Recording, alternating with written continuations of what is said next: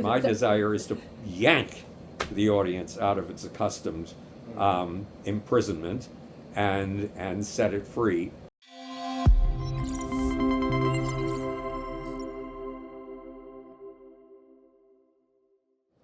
All right, so since I was 12 years old, I've been putting together a timeline of everything in the universe. Now, what does that mean? That means a timeline of the precipitation of the first quarks from a spreading sheet of space, time, and speed.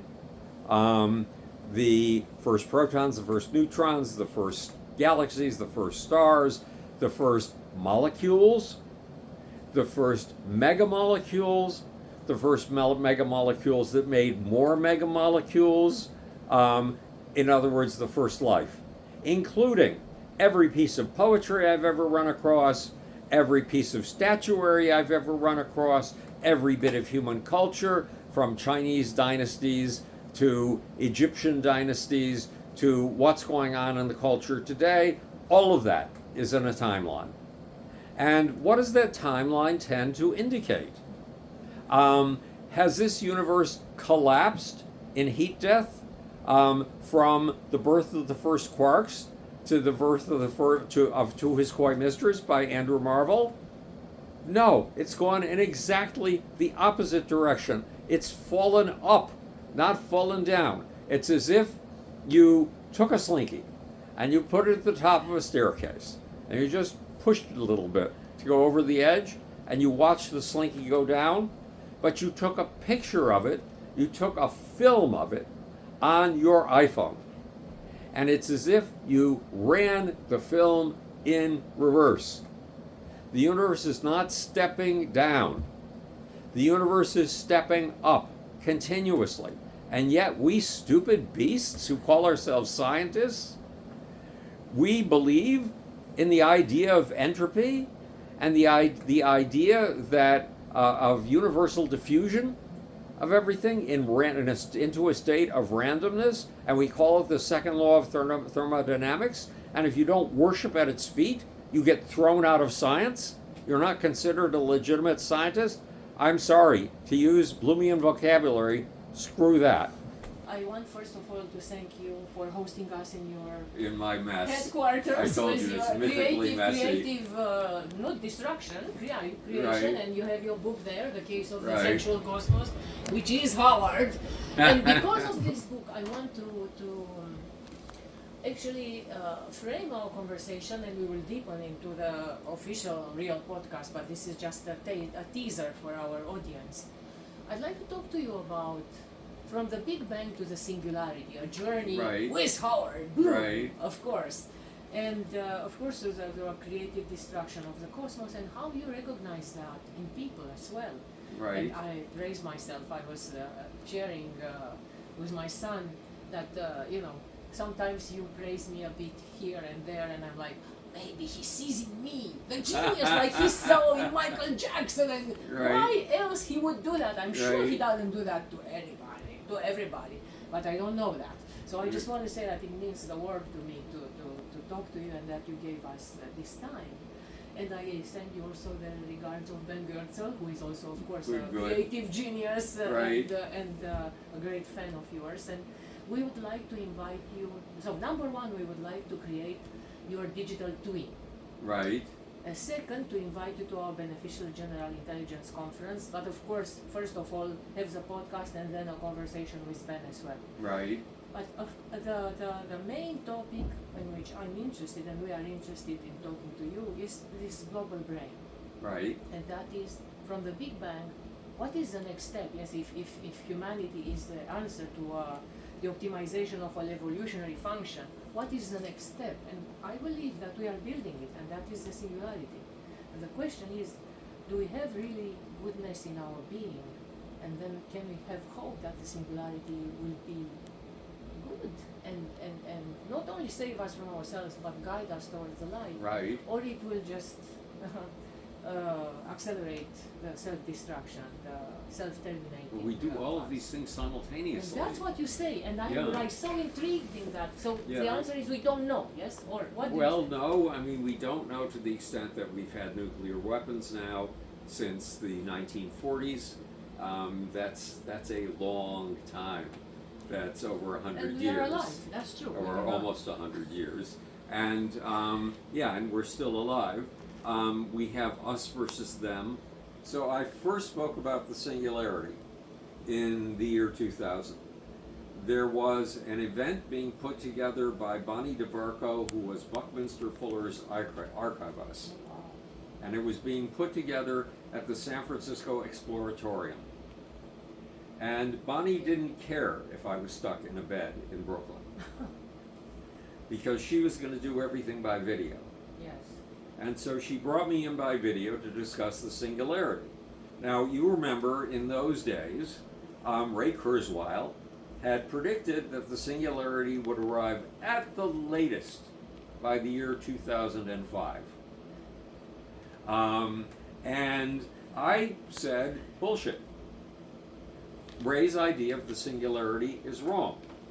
Because we've been going through singularity after singularity after singularity ever since the rise of human culture. You know, for 750,000 years, we kept the Oldowan stone toolkit. Then we went through the first great singularity. We went through the next kind of toolkit. With the first toolkit, stones were flaked only on one side. In the new stone toolkit, stones were flaked on both sides. Then... So every epoch you see the singularity. Right, exactly. I can understand that, and that is also, of course, different kind of culture, because we call them, yes, the Cucuteni culture, for Right. example, in Romania, or other kind of cultures. And whenever a new thing, a new tool appears, there's a new kind of culture. But in the case of the artificial intelligence, singularity is a different thing. Because, and probably it's not No, it's different. not And you will different. say it's not different. Yeah. And now, just now, I see again bloomies, Yeah. bloomies, which is not the ordinary way of thinking, not common. Yes, that I mean, maybe think back the to- AI singularity is not that different. No, think back to Plato. Mm-hmm.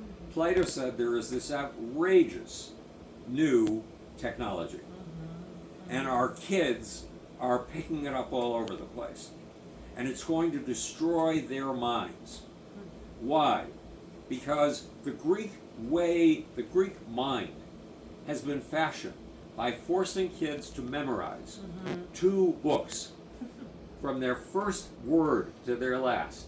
Well, it's a common culture in school today. Right. That's similar stuff. But those books were the Odyssey and the Iliad. And he said this new thing kids are latching onto, it's going to destroy their minds. They won't have to memorize those 2 books. And what was the new thing that he was complaining about? Writing. Now, in his day, you could only have 2 books, and it took you years and years and years to memorize them from beginning to end and carry the whole thing around in your mind, and thus have a Greek mind.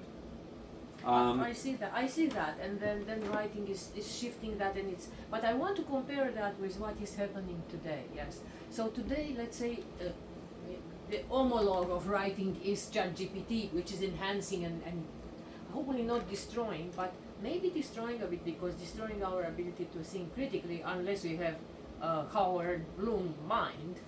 And most people, and especially students, yes, maybe they lose that ability because ChatGPT is gonna critical think for them. So the question is now, so ChatGPT may be the homologue of writing, but then when artificial intelligence will become smarter than Einstein and will come to a point to get the Nobel Prize or invent 10 inventions worthy of the Nobel Prize per day, then what? That's my question. Well, we will see what comes next, because humans, our role is not to be a repository of this vast amount of knowledge. 2 books in the days of Plato. Our role is to be integrators, is to suture things together and see larger patterns. So we are all built with supernormal forces inside of us, again, Power Bloom. And once these are triggered, the floodgates open. That is your view of humanity. and these floodgates open and then exponentially, like the culture explodes, something explodes, and you have the talent to identify the people who have this kind of qualities. So you proved to be a master in discovering and mentoring talent to trigger such forces, a Michael Jackson, a Prince, and you are a genius in finding that kind of talent. And you were just, Elon Musk in 2005. and you were just talking about Bette Midler as well, and her, so it's unbelievable. I really feel so honored to be around you, and I only wish you would ever discover me. Okay, so the question is now, and because just to continue our conversation about the singularity and when it will be like you, at your level, let's say, do you think the artificial general intelligence or the singularity can do this to humanity, to discover the forces in us that can take us forward and bring those to the fore? And what would be the implications of that? Well, again, it's a matter of leadership. And we have to see what kind of brilliant leaders. Okay, once upon a time, it was about 15 years ago, somebody put on YouTube a picture of a baby in its crib playing with a smartphone. And it was astonishing because you could see, just by watching this baby, who was not yet capable of speech, that the baby was finding his way around a vast landscape within the cell phone, within the smartphone, and that he was flicking things at a rate that you and I could never achieve. Well, when those babies become responsible adults, which is not that far from now, then you will see people who are accustomed to using a much broader, almost infinitely broader landscape of resources than we have ever imagined in our lives. And they will be bringing that rich landscape of possibilities, that extraordinary armamentarium of tools to work, because it'll be the fabric of their everyday life. Yes, but what if the artificial intelligence will be, instead of you, seeing that in people? That's the question. Well, the mystery is how the hell I have ever seen them. Exactly. Because I have never done it with this. I've done it with this. How? Explain that. And it's not me. It isn't me. When I sat down with, I went out to the airport to pick up the manager of a group because I knew I would have him as a captive audience in a limousine all the way back in traffic to Manhattan. Like we have you here, yes, trapped. and while I had him, I said, look, your group prides itself on its democracy. Every member is equal to every other member in the group. I promise you that if you will let me put all of the media attention on the lead singer, and you will cover my ass with the rest of the band, I will give you a star. I had never said that before. I would never quite say it in that way again. I knew here. How? I have no idea, Okay. Mihaela. Okay. The same thing went off. I mean, that happened with Joan Jett. That in this case, the lead singer was named Shaka Khan. Have you ever heard of her?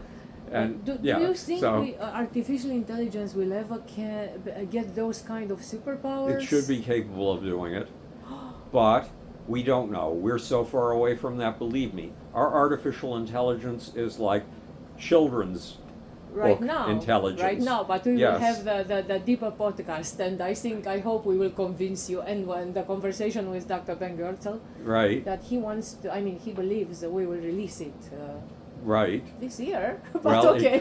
it could be. I mean, by going up over enough statistical evidence, you But could maybe see what not unique. that magic like Howard Bloom Yeah. magic, right? Right. I mean, when I saw 2005, I saw a man speak who said, when I got out of college, I asked myself, what three things would do the most to change humanity in my lifetime?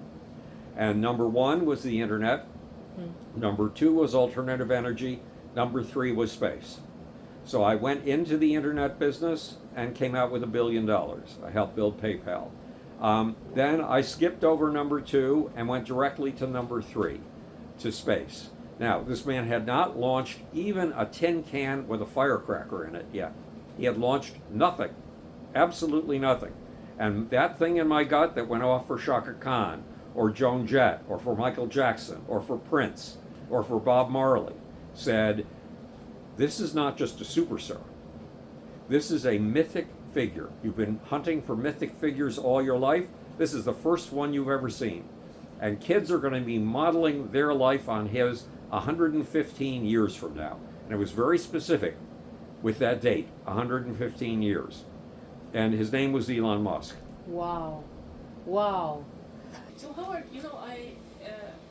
I listened to you. Of course, I'm a great fan of your work, and you said in one of your, I think it was in one podcast, and you said that your mission is giving people new ways of thinking, of seeing everything around them and inside of them. Everything inside of me, right? And then you said that if, your advice to the young generation and to everyone, which I take at heart, is that if you have a past that's uniquely yours, you have to persist with all the light you can muster. Right. And radically reperceive everything. That is quoting from you. Perspective on nature and human nature. Reperceive that. There are 2 ways of achieving immortality, then you say further. Children and ideas. And yours is the second path. Right. And you say again that nature has found a way to make room for the new generations. That every generation leaves an imprint on which the others build, and they stretch to cover new grounds, new territory, like the fingers of your hand. I can just see that, the generational fingers. And you said then, no matter what the wise men or your parents tell you, go ahead and follow your unique passions. Right. You are one nail into the surface of time, into the next generations. So I'm like, wow!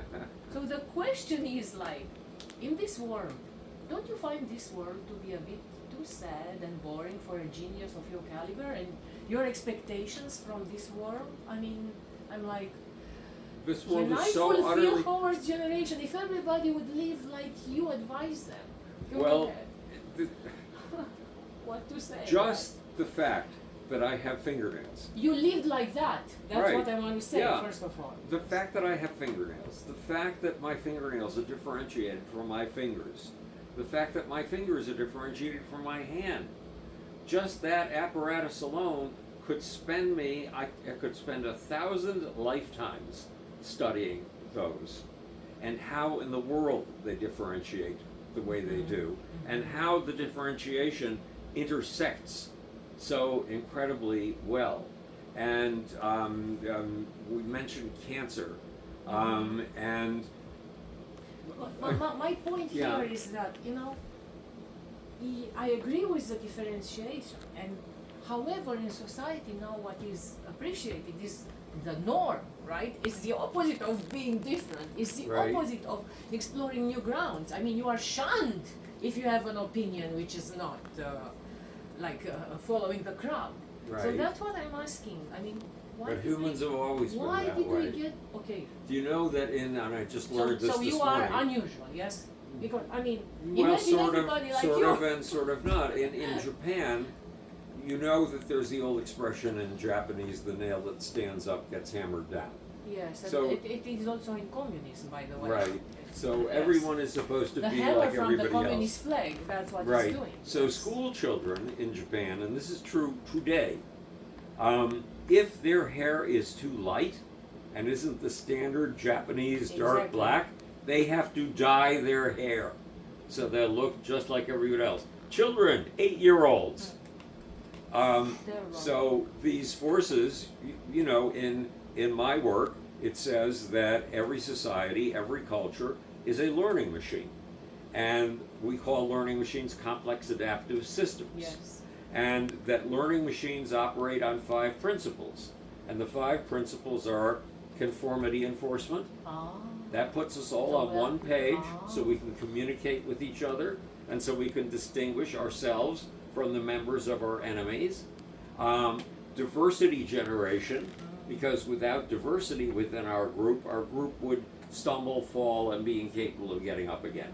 It would be Again, counterintuitive. So it's not only being different, and it's not only being conform or abiding to conformity, but it's both. yes. Which I didn't think. I think it's either or. you No, know, no, so- no. It's opposites are joined to the hip again, and then the other principles are resource allocation, and basically that means those individuals or groups of individuals that seem to have a handle on things, whether it's a bacterial society or a human society, they get more resources. We all give them resources. I was sitting in Sunset Boulevard and a cafe with the woman who would later head Madonna's record company, and with a couple of other people on that caliber. And I was thinking the next morning I was going to go to see one of my clients, Bette Midler. Oh wow. And Bette Midler had just had a baby. She thought she'd never have one. And so we were all brainstorming about what I should get the baby as a present, so that when I went over to Bette's house, I'd be adequately prepared. And we were talking about $350 baby sweaters, which means that today that would be a $1,350 And they exist, baby by sweater. the way, yes. Right. And that's a resource allocator at work. To he who hath, it shall be given, and from he who hath not, even what he hath shall be taken away. Was I thinking of spending that $350 on homeless men sleeping on the street just a mile away from us?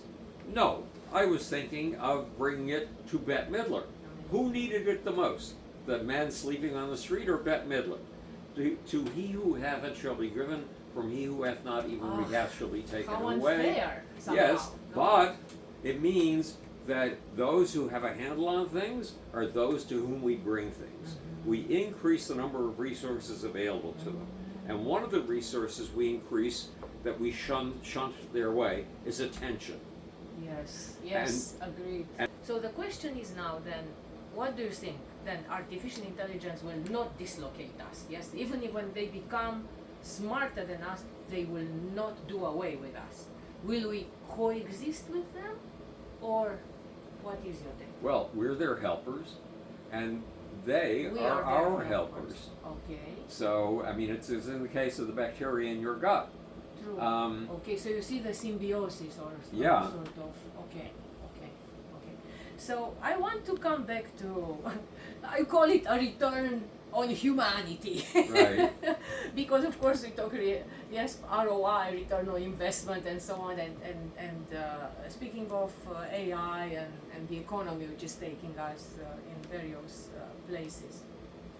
You say a few things which are of course not common again. That niches, and actually we assume niches are given. It's like someone else will take my niche, the niche is there. But you say niches are not given, that we create them. And this idea that we are running out of niches, you say it's an absence of imagination. Right. And you say that,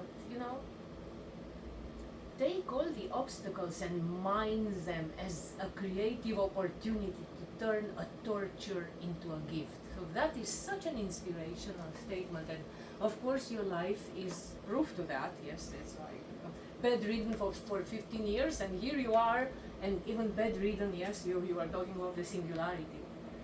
So, however, the conversation nowadays has shifted, and it's much smaller. If you recall what Eleanor Roosevelt is credited to have said, great minds discuss ideas, average minds discuss events, small minds discuss people. More and more, we discuss people in the media, on Twitter, on social media, and so on and so forth. So humanity seems to be lost on the dark path to, let's call it ROI, yes, return on investment, because that's how social media is playing us. My question is, can we get out of this hole? As a cultural icon, maybe you have some ideas. I mean, where do you think humanity is headed? Well, there's one aspect that I haven't been able to write about, and that is we're talking about collective cultures and collective intelligence. A collective intelligence does not work without leadership. Plato was a leader. Aristotle was a leader. Julius Caesar was a leader. And it is leaders who pull that collective mind together. And so if you try to get an intelligence to operate, a collective intelligence, simply on the basis of 1 billion equals or 8 billion equals, you're not going to get very far. If anything, you'll deteriorate. You'll go backwards. But if you put a few gifted leaders into that pile, they will take all the raw material that those individuals create, that those mobs create, and they will turn them into a force that drives something forward or backward, depending on the leader. Look, I've been in science since I was 12 years old, since I was 10 years old, actually. And I was raised by books the way Mowgli in the Jungle Book is raised by wolves. And my obligation, when I was 10, a book appeared, remember, no kids liked me, my parents weren't the least bit interested. And a book appeared in my lap at my home in Buffalo, New York. And it said, the first two principles of science are these: the truth at any price, including the price of your life, and look at things right under your nose as if you've never seen them before, and then proceed from there. And that book gave me a reason to live. And science has been my life ever since, microbiology and theoretical physics to begin with, and then branching out from there. And I have to say that, yes, and everybody who knows me acknowledges that this is true. Right. Of truth, that I would only die for one thing, and as a scientist, and that is the truth. Right. So it's like very few people I heard saying right. that. But the important thing was that two guys had reached out across 350 years and saved my life. One was Galileo, and the other was Anton von Leeuwenhoek, the two examples the book we're using. And so my obligation ever since then, Mihaela, has been to reach out across the next 350 years and save the next poor, confused, lost kid. Definitely, and you know, I could be considered to be one of them, although I'm not. I was not a kid when I met you, but it means so much to me. Yes, and many times I feel pretty lonely in this world, right? And then I think, no, there are people like Howard around, and I'm like, yeah. And then I listen to one of your podcasts or read one of your books, and it's like, okay, there's more to life than the misery of the ordinary day to day. Right. So thank you for bringing this to us. And so to be continued. Right, definitely. exactly. Thank you for giving us your time and of Thank course you. It was the great fun. intimacy of your Right. place, which is a historic, yes, at least a historic room in which you spend so much time. Right.